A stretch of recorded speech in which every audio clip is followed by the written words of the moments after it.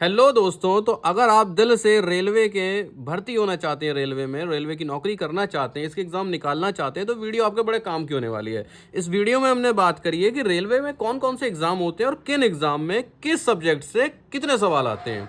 इससे फ़ायदा क्या मिलेगा आप ज़रा ये समझिए। मान लीजिए आपकी साइंस कमज़ोर है, तो आपको पता होना चाहिए कि रेलवे का कौन सा एग्ज़ाम आपको टारगेट करना है जिससे आपको वो निकल जाए। मान लीजिए आपकी जीके कमज़ोर है, तो जीके कमज़ोर होते हुए भी आप रेलवे में किस तरह से घुस सकते हैं, ये सब बातें आज आपको पता चल जाएंगी। और किस सब्जेक्ट की किस तरह से तैयारी करनी है, ये सब भी काम की वीडियो होने वाली है। बस देखते रहिए, क्योंकि अगले एक साल में इन सब की वैकेंसी फुल हो जाएगी। CBT 1 CBT 2 किसका? असिस्टेंट लोको पायलट का, जो कि बहुत ही डिमांडिंग जॉब है। इसमें जरा एक चीज देखिए, मैथ रीजनिंग के तो 25-25 सवाल आते हैं CBT 1 CBT 2 में। जीके के यानी जीए के, जनरल अवेयरनेस के CBT 1 में आए थे। ये सब डेटा प्रीवियस ईयर क्वेश्चंस के आधार पर इकट्ठा किया गया है। CBT 1 में जीए के लगभग 12 सवाल आ रहे थे, CBT 2 में लगभग 10 सवाल आ रहे थे जीए के। अब जीए के अंदर क्या क्या आ जाता है? जीए के अंदर आ जाती है आपकी हिस्ट्री, ज्योग्राफी, पॉलिटी और करंट अफेयर। ये एक बहुत बड़ा हिस्सा है, बहुत बड़ा, बहुत समय लग जाता है। और इतना समय लगाने के बाद भी आपके सिर्फ 10 नंबर के सवाल, सिर्फ 12 नंबर के। और जरा साइंस के देखिए, 18 नंबर, 40 नंबर। इसका मतलब समझे? इसका मतलब ये है जिन बच्चों की जीके कमजोर है, जैसे कि मैं, जिसकी की जीके 0/लड्डू है, वो रेलवे में किस तरह से घुस सकते हैं। यानी कि उनको टारगेट करना है असिस्टेंट लोको पायलट का एग्जाम। कम आती है जीके, अब जीके को इग्नोर कर कर, पर आपकी स्ट्रॉन्ग क्या होनी चाहिए? साइंस। जरा CBT 2 में साइंस के सवाल देखिए, 40, CBT 1 में 18। अब जरा बात करते हैं NTPC। अब अगर आपको नहीं पता NTPC कौन सी वैकेंसी होती है, ये थर्मल पावर प्लांट वाला NTPC नहीं है, ठीक है। नॉन टेक्निकल वाली भर्ती को NTPC का नाम से बोला जाता है रेलवे में। इसके अंडर में जो भर्ती निकलती हैं, यानी पोस्ट होती हैं, वो स्टेशन मास्टर, ट्रेन मैनेजर यानी कि जो गार्ड बोलते थे पहले, इसके अलावा TT, इसके अलावा क्लर्क, कई सारे टाइप के, टाइपिस्ट, इस तरह की बहुत सारी पोस्ट इसके अंडर में निकलती हैं। किसके अंडर में? NTPC। इसकी क्वालिफिकेशन मेनली ग्रेजुएशन, कुछ पोस्ट के लिए ग्रेजुएशन और कुछ पोस्ट के लिए 12th पास होती है। तो ये एक बहुत ही अच्छी पोस्ट जॉब होने SSC की टक्कर का समझो। जैसे कि सेंट्रल लेवल में SSC होता है ना, SSC, वैसे ही रेलवे में NTPC का एग्जाम समझो। अच्छी पोस्ट होती हैं। इसमें मैथ की बात करें तो 34 से 35 सवाल CBT 1 में और 35 से 38 सवाल CBT 2 में। बात करें रीजनिंग की, 24 से 26 सवाल CBT 1, 34 से 35 सवाल CBT 2। यानी कि मैथ रीजनिंग ALP के एग्जाम में भी ज़्यादा आ रही थी और NTPC के एग्जाम में भी ज़्यादा आ रही है। जरा आप जीके पे आ जाते हैं, तो जिन बच्चों की साइंस में 0/लड्डू थे, वो तो ALP में बड़ी दिक्कत खा जाएंगे। अब उनको किस रास्ते से घुसना है रेलवे के अंदर? वो रास्ता है NTPC। क्यों? सिर्फ 3 से 4 सवाल साइंस के, 3 से 4 सवाल। बहुत कम हिस्सा साइंस का पूछा जाता है। परंतु जरा जर्नल अवेयरनेस पे आ जाओ, 34 से 36 सवाल CBT 1 में, 45 से 38 सवाल CBT 2 में। इसका मतलब है जो बच्चे जीके जिनकी अच्छी थी और साइंस कमजोर थी, जो कि सोच रहे थे अरे यार ALP में नहीं हो पाएगा, तो उनको दुखी होने की नहीं, उनको खुश होने की जरूरत है। क्योंकि आपका ALP में नहीं, NTPC में ज़्यादा चांसेस हैं होने के। और NTPC में बहुत सारी आपके सामने ऑप्शंस भी हैं। तो जिन बच्चों की साइंस कमजोर है और जीके अच्छी, वो अपना टारगेट NTPC को बनाकर चले। ठीक। अगला एग्जाम ग्रुप D, 10वीं पास, ITI पास, 12th पास बच्चे, क्योंकि अभी एक नोटिफिकेशन आया था तो उसमें ग्रुप D के लिए 10th को एलिजिबल कर रखा था रेलवे ने। तो उम्मीद है कि जो भी ग्रुप D की वैकेंसी आएंगी, जो कि लगभग 1 लाख के ऊपर आएंगी, उसमें क्या होगा, 10th की एलिजिबिलिटी जो होगी वो 10th पास रखी जाएगी। ठीक है, ऐसे पूरे पूरे चांसेस हैं। अब जरा ग्रुप D में देख लीजिए, रीजनिंग के 27-28 सवाल और मैथ के भी 27-28 सवाल और जीके और साइंस के भी 20-22 सवाल। यानी एक ग्रुप D ऐसे एग्जाम हमारे सामने आया है जिसमें कि आपके चारों ही सब्जेक्ट अच्छे होने चाहिए। किसी भी एक में कमजोर रहेंगे तो आपके बाहर होने के चांसेस ज्यादा हो जाएंगे। ठीक है, यानी कि ग्रुप D में अगर आपको होना है तो दोस्तों आप किसी सब्जेक्ट से कॉम्प्रोमाइज नहीं कर सकते। यहां पर आपने साइंस से कॉम्प्रोमाइज कर लिया, ALP में आपने GA से कॉम्प्रोमाइज कर लिया, पर ग्रुप D एक ऐसा पेपर आया हमारे सामने जिसमें कि आप कॉम्प्रोमाइज नहीं कर सकते। अगर आपका सब्जेक्ट कमजोर है तो आपको अच्छा करना पड़ेगा। अगला है RPF, रेलवे प्रोटेक्शन फोर्स, जिसमें कि 2 पोस्ट निकली हुई हैं, एसआई और कांस्टेबल की। बढ़िया है नौकरी। अब जरा इसका पेपर एनालिसिस कर लेते हैं। रीजनिंग के 35-35 सवाल और मैथ्स के भी 35-35 सवाल, एएलपी की तरह हो गया।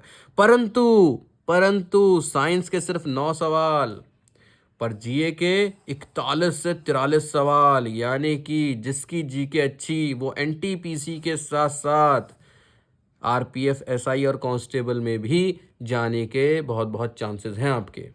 बहुत से बच्चे होते हैं ऐसे जिनकी जीए होती है वो बहुत अच्छी होती है और साइंस जो है वो कमज़ोर होती है। तो ऐसे में आप अपना टारगेट एनटीपीसी और एसआई कांस्टेबल को बना लीजिए। ऐसे एग्ज़ाम से आप डिमोटिवेट ना होकर ऐसे एग्ज़ाम के लिए और ज़्यादा मोटिवेट हो जाइए कि देखिए जहाँ पर इतने ज़्यादा जीए के सवाल आ रहे हैं और मेरी जीए कमज़ोर है, वहाँ मेरे सामने कौन टिक सकता है। लास्ट जीडीसी यानी कि इंटरनल वैकेंसी। मान लीजिए आप ग्रुप डी में भर्ती हो जाते हैं, आप अच्छे पढ़े लिखे हैं और आपके हिसाब से वो पोस्ट छोटी है, मानते हैं, पर आप एक बार भर्ती तो हुई है। बहुत से लोग कहते हैं ना कि अरे इतना पढ़ा लिखा होकर ग्रुप डी में भर्ती है। अरे भाई वो उसकी शुरुआत है। 2-3 साल बाद से ही आपको जीडीसी यानी इंटरनल वैकेंसी के मौके मिलने लगेंगे और आप स्टेशन मास्टर तक बन सकते हैं, बशर्ते आप पढ़ाई में अच्छे हो। देखिए 30 की रीजनिंग, 30 की मैथ, 25 की जीए और 15 की साइंस, यानी कि ये भी एक थोड़ा सा बैलेंस्ड एग्जाम रहता है जहां पर कि आपके लगभग सारे सब्जेक्ट अच्छे होने चाहिए।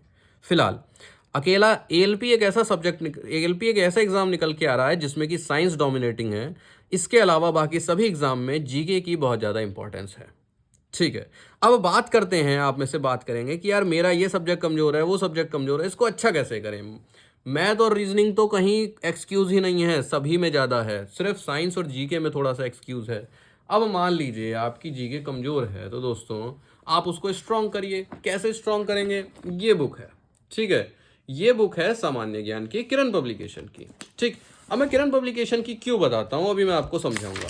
ठीक है, ये सामान्य ज्ञान की ऐसी बुक है जिसमें कि आप टॉपिक वाइज पढ़ते चले जाएंगे और अपने इंपॉर्टेंट पॉइंट्स नोट करते चले जाएंगे। ठीक है, अब आपको कैसे पता चलेगा कि मान लीजिए आप भूगोल पढ़ रहे हैं, आपने प्लैनेट्स के बारे में पढ़ा, पृथ्वी के बारे में पढ़ा, पृथ्वी से रिलेटेड फैक्ट्स पढ़े, बहुत सारी चीज़ें पढ़ी, अब आपको कैसे पता चलेगा कि मैं जिस एग्ज़ाम की तैयारी कर रहा हूँ उसमें साइंस के उसमें जीए के कैसे सवाल आ रहे हैं।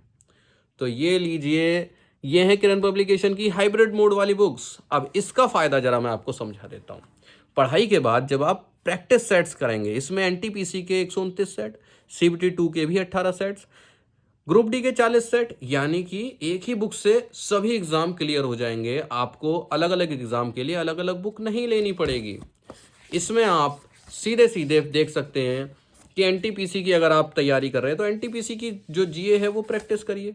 मान लीजिए आप एनटीपीसी की कर रहे हैं, चलिए कोई अदर एग्जाम की कर रहे हैं, ठीक है, तो आप उसकी प्रैक्टिस करिए। और इन बुक्स के साथ आपको एक फ़ायदा और मिलेगा, जैसे आप ग्रुप डी की तैयारी करें तो ग्रुप डी वाले एग्जाम सॉल्व कर लीजिए, जिससे आपको पता चल जाए कि जो मैंने पढ़ा है और जिस एग्ज़ाम की मैं तैयारी कर रहा हूँ दोनों में क्या समांतर है। पता चले आपने जो पढ़ा है और उस एग्ज़ाम में वो सवाल आ ही नहीं रहे हों, उन एग्ज़ाम में अलग तरह के सवाल पूछे जा रहे हों। अब इस बुक के साथ फ़ायदा आपको ये मिलेगा कि आपको एक स्क्रैच कार्ड मिलेगा। किरण पब्लिकेशन वालों की खुद की एक ऐप है किक्स, KICX, ये आप प्ले स्टोर से डाउनलोड कर सकते हैं। यहाँ पर भी आप टेस्ट सीरीज को लगा सकते हैं। अब अगर आप इनकी कोई बुक खरीदते हैं तो इनकी बुक में ना ये स्क्रैच कार्ड मिलेगा, जिसको आप घिसेंगे उस पर एक कोड मिलेगा और आप 100 सेट आपको फ्री में लगाने को मिल जाएंगे। तो हो गया कुछ रुपए का फायदा आपका। सेम चीज ये नहीं सिर्फ एक बुक में, इसमें भी होगा।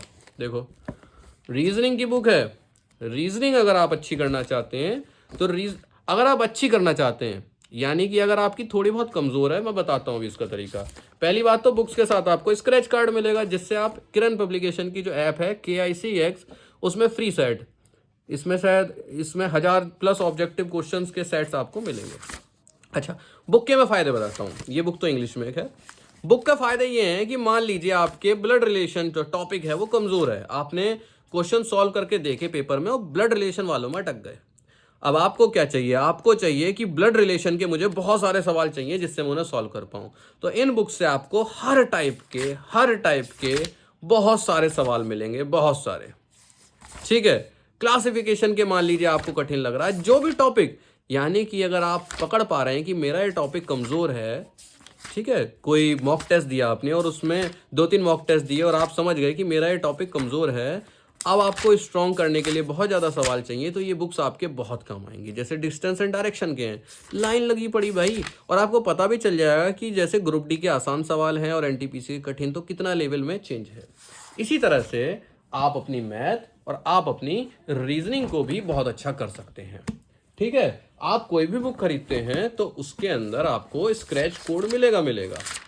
तो ये भी आपको 150 रुपए की तो कीमत मिनिमम रखता है भाई। आप कोई भी टेस्ट सीरीज खरीदते हो तो 200-300 रुपए की मिलती है।